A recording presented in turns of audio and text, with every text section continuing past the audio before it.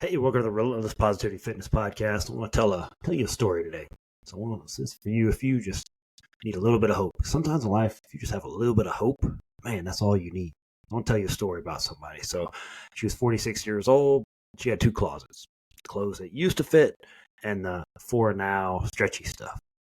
She was smiling in group photos by standing behind everybody else. Her joints hurt, her sleep was terrible, her mind was much darker than she wanted to let on. She didn't schedule workouts, but she did Google how to disappear without hurting my family. I mean, that's how far down she had slid. And then she got that just little sliver of hope that I talked about. She got a voicemail from her daughter who's in college.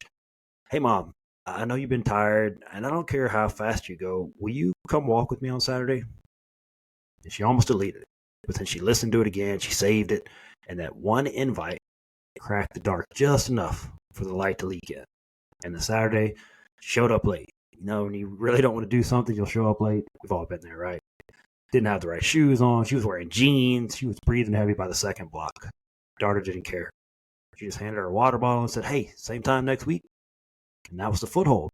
And that's what she started building on. Yeah, from that foothold, you could do some stuff. Real change. Ugly, uneven, but real. And that's where it started for her. She told her doctor she was not okay. She said the words out loud.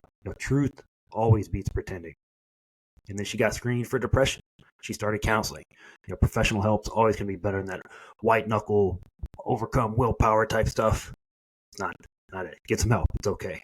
Her therapist had her track her mood versus movement. On the days she walked, her mood ticked up.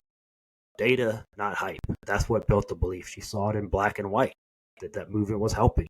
And then she swapped her one drive-through dinner a week for a protein and vegetable 5-minute plate. Something easy, something light, something healthy. And then 2 nights a week, and then most nights of the week. And then she joined a women's exercise class, but mainly because if she missed, someone texted her and checked in on her. Accountability is better than motivation. My opinion, science backs it up too. Just putting that out there.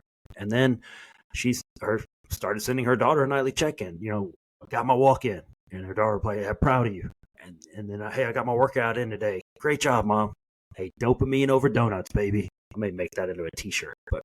And then 12 months later, yeah, she weighed less. That's awesome. Man, that's very cool. That's big. But more importantly, she had less shame, less isolation, less I'm broken. And she had more energy, better blood work, fewer dark thoughts. And she rebuilt the life just by stacking those tiny truths and those tiny habits. She rebuilt her life. Her truths for her were, I showed up, people helped, small wins count, I still matter. So what can we learn from this story right here? Hope can arrive disguised as a small invite. Answer it. Is someone giving you that hope right now and you're not answering it? Answer that hope. Don't wait to feel ready. You're not going to feel ready most of the times. Go for that walk anyway. 2, data beats drama. Track your habits, track your mood. Patterns prove or progress when emotions lie. You're not going to feel like it, like I said. You're not going to feel good. You're not going to feel like you're doing anything. But look at this. Do it in black and white. Oh my God, when I walk, when I exercise, when I eat right, I feel a little bit better. Maybe I should do more of that and see if it can stick longer. Source your willpower is the next one. Tell someone, join a group, put money or people on the line so you show up. And the next one, add before you subtract. Add some water, add some protein, add some walks, add some working outs. And then kind of the junk falls off when the good stuff crowds it out. You don't necessarily just have to quit everything cold turkey, but if you start adding things in, eventually the stuff you want to fall off starts falling off. It gets crowded out. So add in some good stuff before you start subtracting. And then 5, progress hides in the repetition. That 8 minutes can eventually become 80. One check-in can become a routine. Consistency compounds.